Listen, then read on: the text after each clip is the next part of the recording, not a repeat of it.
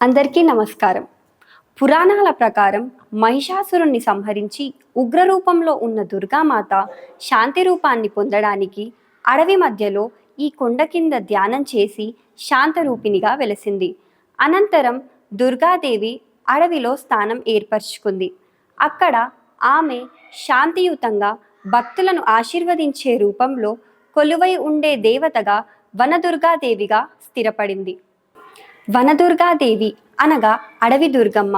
ఆమె ప్రకృతి మధ్యలో అడవిలో ఉన్న స్థలంలో కొలువై ఉంటుంది కాబట్టి వనదుర్గాదేవి అనే పేరుతో పిలువబడుతుంది.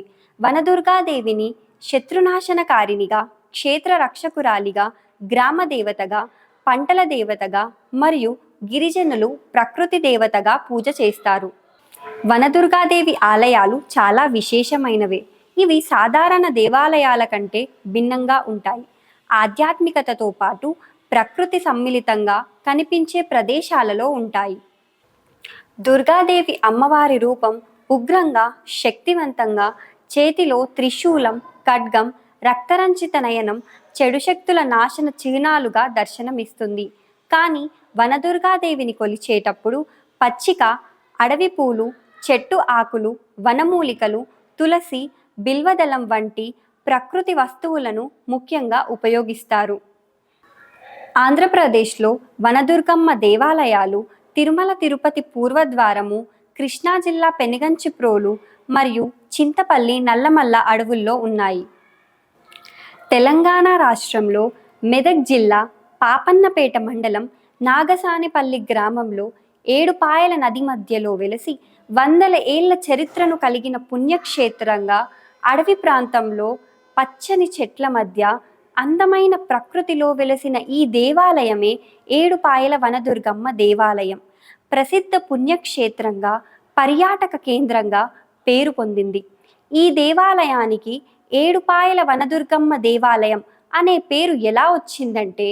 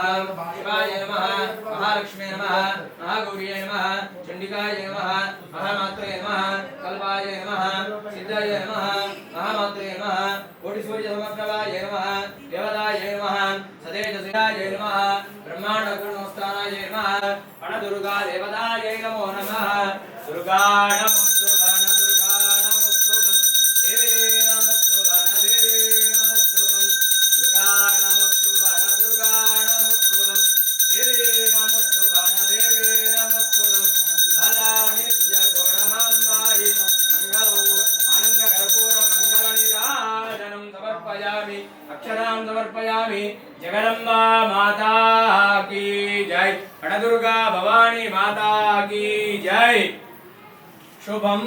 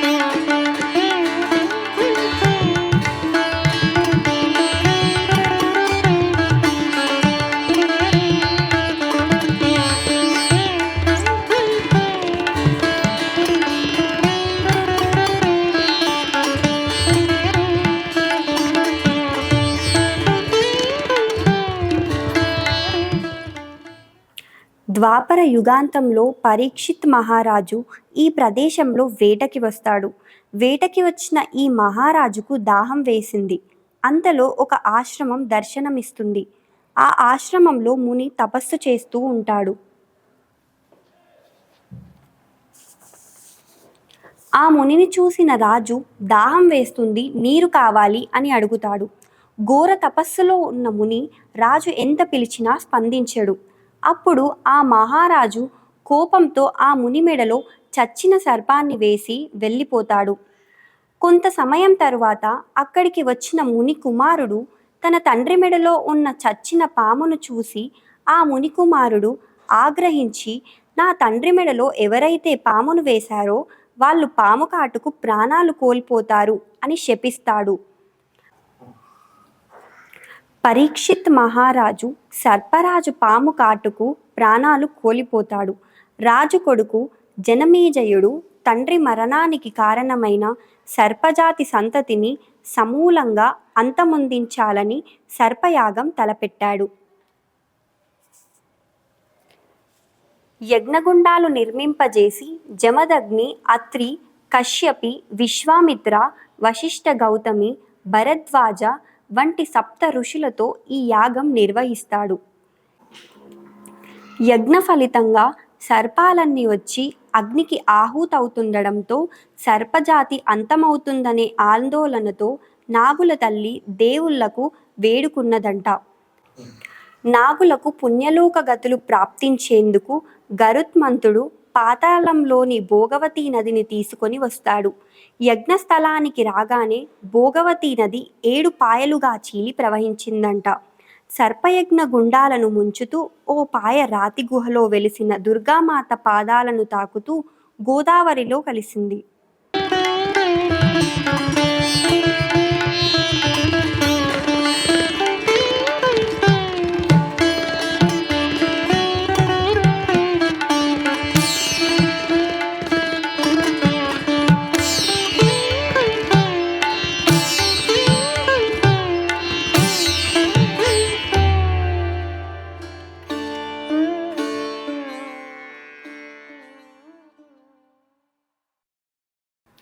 ఈ ప్రాంతంలో కొండపైన ఎల్లమ్మ తల్లి, నాగశేషుడు, గణేశుడు కలిసి ఉన్న గుడి కలదు. కొండ కొంచెం పైభాగంలో మునిపుట్ట కలదు. ఇక్కడ భృగు మహర్షి తపస్సు చేసిన స్థావరంగా చెప్పుకుంటారు. మరియు కాళికామాత అమ్మవారిని కూడా చూడవచ్చు. ఇక్కడి అమ్మవారు శివరాత్రి రోజు వెలిసారని చెప్పుకుంటారు. శివరాత్రి రోజులో అమ్మవారు ప్రత్యేక పూజలు అందుకుంటారు. 7 పాయలు వనదుర్గాదేవి జాతరలో బండి ఉత్సవం, రథోత్సవం, నాటు నృత్యాలు, ప్రత్యేక పూజలు జరుగుతాయి. ప్రతిరోజు అలంకరణలతో నిత్యం పూజలు అందుకుంటుంది. ఇక్కడికి వచ్చే భక్తులు ఈ నదిలో స్నానం ఆచరించి భక్తి శ్రద్ధలతో అమ్మవారిని దర్శించుకుంటారు. అమ్మవారికి మొక్కుకున్న భక్తులు కోరికలు నెరవేరిన తరువాత అమ్మవారు వేషధారణతో బోనాలు సమర్పించి మొక్కులు చెల్లిస్తారు. దసరా నవరాత్రులలో 9 రోజుల పాటు జరిగే ఈ ఉత్సవాలలో అమ్మవారికి ప్రత్యేక అలంకారాలు, పూజలు నిర్వహిస్తారు. ఆషాఢమాసంలో అమ్మవారిని ప్రత్యేకంగా పూజించడం వల్ల సకల ఐశ్వర్యాలు లభిస్తాయని భక్తుల నమ్మకం. చారిత్రక ప్రసిద్ధి చెందిన 7 పాయల వనదుర్గామాత దేవాలయం కాలక్రమంలో ఏళ్లపాటు మహిమలు కోల్పోయింది. ఈ నేపథ్యంలోనే క్రీస్తు శకం 1870 సమయంలో కాశీనాథ్ యోగీంద్రుడు అనే అవధూత కాశీ నుండి 16 కలశాలు తీసుకొని వచ్చాడు. 7 పాయల దుర్గామాత ఆలయంలో విడిది చేశారు. ఆ రాత్రి దుర్గామాత అతని కలలో దర్శనమిచ్చి ఈ క్షేత్రాన్ని పునరుద్ధరించాలని ఆజ్ఞాపించిందని ప్రతీది. ఈ మేరకు కాశీనాథ్ యోగేంద్రుడు కాశీకి తిరిగి వెళ్లకుండా రాతిపై మంత్రమేసి దుర్గా మహామంత్రం పునశ్చరణ చేసి ఈ అమ్మవారిని భక్తితో కొలవాలని సూచించి అంతర్ధానం అయిపోయాడు.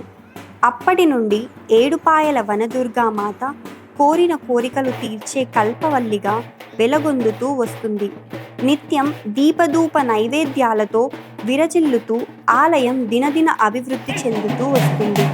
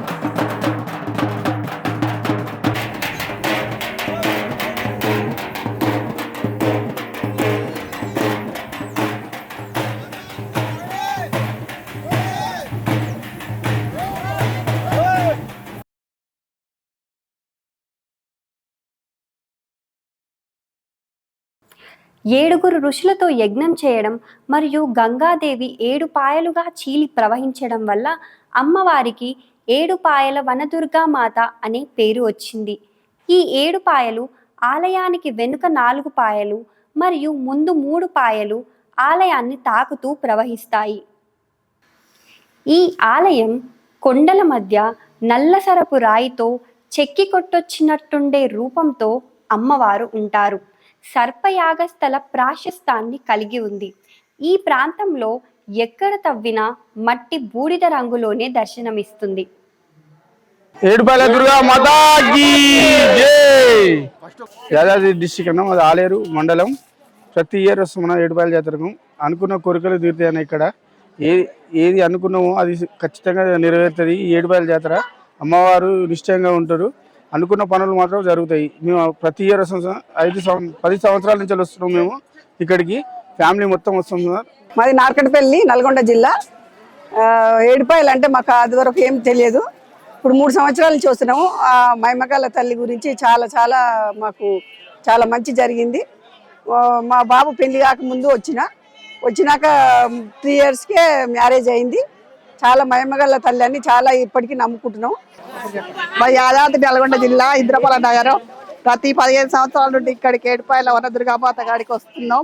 ఏడుపాయల దుర్గభవాని మాత 10 సంవత్సరాల నుంచి మా మేనత్తలు మేనమామలు ఆంచెలి వచ్చిన ఈ ఏడుపాయల జాతర ప్రతి ఏటా 4-5 మేకపోతులు బలి ఇవ్వడము. ఈ ఏడుపాయల జాతరకు అనుకూలంగా స్పష్టమైన దేవత కనుక మా బంధువులు అన్ని వర్గాల నుంచి వెళ్ళి కూడా మాది వరంగల్ సిద్దిపేట జిల్లా చేరియాలి మాది. అక్కడి నుంచి వెళ్ళి మేము వాళ్ళ మేనబావను ఇక్కడ మా జిల్లా నల్గొండ నుంచి వెళ్ళి మా బామ్మర్దులు మేనమామలు అందరు కలిసి పెద్ద ఎత్తున రావడం జరుగుతుంది. ఏడుపాయల దుర్గామాతకి జై. మాది యాదాద్రి జిల్లా ఆలేరు. మాది ఏడుపాయల దుర్గామాత చాలా నచ్చింది. ఏడుపాయల దుర్గామాతకి జై భవాని. మేము మాది డొంగ్లీ మండలము, కామారెడ్డి జిల్లా, డొంగ్లీ విలేజ్ మాది లోకల్నే. మేము ప్రతి సంవత్సరం దుర్గా భవాని మాల వేస్తాము. మాది మహారాష్ట్ర బార్డర్లో బెంగళూరు దగ్గర మా విలేజ్. మాది సుమారు 150 కిలోమీటర్లు మా భవాని ఏడుపాయల అమ్మవారు దూరంలో ఉంటుంది. మేము ఆడికేంచి సంవత్సరంలో 2 సార్లు 3 సార్లు అమ్మ భవాని వారి ఆశీర్వాదం కోసం మేము ప్రతి సంవత్సరం 2-3 సార్లు వస్తాము. ప్రతి సంవత్సరం మా ఊర్లో దుర్గా భవాని వేడుకలను, నవరాత్రుల ఉత్సవాలు అంగరంగ వైభవంగా మేము జరుపుకుంటామండి. అలాగే ఏడుపాయల దుర్గామాత గారు చాలా భక్తులు మహారాష్ట్ర, కర్ణాటక, బిదర్ లాంటి పక్కన రాష్ట్రాల నుంచి, అన్ని రాష్ట్రాల నుంచి వస్తారండి. ఇక్కడ దుర్గామాత భవాని వల్ల ఇక్కడ సదుపాయాలు కూడా మంచిగా ఉంటాయండి. అందరికీ జై భవాని. ఇప్పుడు మేము వచ్చే 20 సంవత్సరాల నుంచి వస్తాం మన అమ్మవారి దగ్గరికి, దుర్గామాత తల్లికి. ఏడుపాయల దుర్గామాత తల్లి మాకు మంచి దీవెన ఇచ్చింది. మాకు మంచిగా ఏం మొక్కినా కోరిన కోరికలు మొత్తం తీరుస్తుంది అమ్మవారు. మేము 20 సంవత్సరాల నుంచి వస్తున్నాం అమ్మవారి దగ్గరికి. అందరి దీవెనలో అందరు చాలా పబ్లిక్ వస్తారు. అమ్మవారి సంవత్సరం ఒకసారి, ఏడాదికి ఒకసారి అమ్మవారి దుర్గామాత జాతర అవుతుంది. ప్రస్తుతం ఇప్పుడు నేను కొత్తగా కారు తీసుకున్నా. ఆ కారు యొక్క పూజ ఇక్కడనే చేపియాలని హైదరాబాద్ నుండి ఇక్కడికి వచ్చి దర్శనం చేయడం జరిగింది. ఏడుపాయల జాతరకు వచ్చినాము. నాకు మంచి దర్శనం దొరికింది. చాలు మా వాళ్ళు మంచిగా ఉంటే మేము గిట్ట ప్రతి సంవత్సరం మంచిగా వచ్చాం, మంచిగా పూజ చేసి వెళ్ళిపోతాం. అందరి గురించి మంచిగా చూడాలా, దేవత మంచిగా ఉంటే చాలు. జై నవదుర్గా మాతకి జై. ఏడుపాయల దుర్గమ్మ చాలా మంచిగా అనిపిస్తుంది. మేము ఎప్పటికి ఇక్కడనే పండుగ చేసుకుంటాము. నాకు ఇక్కడనే ఈ తల్లితోనే నాకు అన్ని అనుకూలమైనవి. మా బాబు కూడా ఇక్కడి నుంచే పుట్టిండు. ఇక్కడ ఏడుపాయల దుర్గమ్మకు ఎల్లమ్మకు నమ్ముకుంటాం కాబట్టి మాకు అన్ని మంచిగానే జరుగుతాయి. ఎప్పటికీ అస్తమే ఉంటాము. సంవత్సరానికి 2-3 సార్లు అచ్చుకుంటా వెళ్ళుకుంటా పోతా. నాకు చాలా ఇష్టము. అనుకున్న కోరికలు తీరుతాయి తల్లి దగ్గర. అందుకే ఇప్పుడు కూడా పండుగ చేసుకొని వచ్చినాం. దుర్గా భవాని మేము ప్రతి సంవత్సరం వస్తాం. చాలా గొప్ప దేవత ఆమె, చాలా మంచి దేవత. ఎప్పటికీ వస్తాం మేము. ఎప్పటికీ మా అన్న కొడుకులతో వస్తాం. మేము కూడా ఆ అమ్మ అంటేనే ఇష్టం. మాది ఆలేరు. మా అన్న కొడుకు వాళ్ళ ఏంటో వచ్చినా మాకు ఎప్పటికీ ప్రతి సంవత్సరం బాగా అనిపిస్తుంది. మాకు చాలా బాగా అనిపిస్తుంది. ఇది అమ్మవారు అంటే ఇష్టం మాకు చాలా. ఈ ఆలయంలో అమ్మవారు పాదం మోపిన చోట అమ్మవారి పాదముద్రికతో నీటి గుండం ఏర్పడింది. ఈ నీటి గుండంలో స్నానమాచరించిన భక్తులకు కష్టాలు తొలగిపోతాయని పిల్లలు లేని దంపతులకు సంతానం కలుగుతుందని నమ్మకం. ఇక్కడ తల్లి వచ్చినప్పుడు ఇక్కడ ఒక పాదం పెట్టిందట, మళ్ళీ ఆడ ఒక పాదం పెట్టి గుళ్ళో చేరిందట. ఇది గుండమైంది. ఆడ గజస్తంభం కట్టిండ్రు. ఆ గజస్తంభం కట్టిండ్రు. సంతానం లేనోళ్ళు ఈయనలో గుండంలో తానాలు చేస్తారు. సంబంధం కుదరాలన్నోళ్ళు, సంతానం కావాలన్నోళ్ళు, గండం తప్పితే గుండంలో మునుగుతామన్నోళ్ళు తానాలు చేస్తారు. ఇక్కడ అన్నిటికీ ఆరోగ్యం.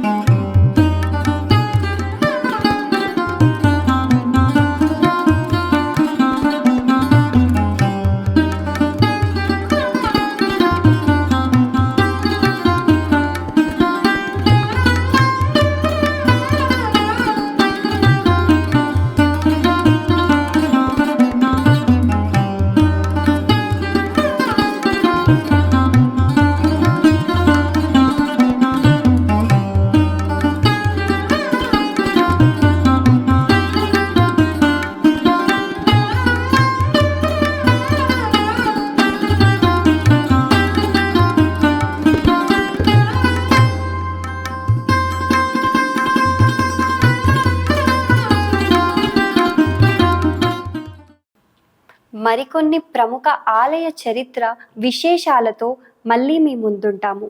సర్వే జన సుఖినో భవంతు. నమస్కారం.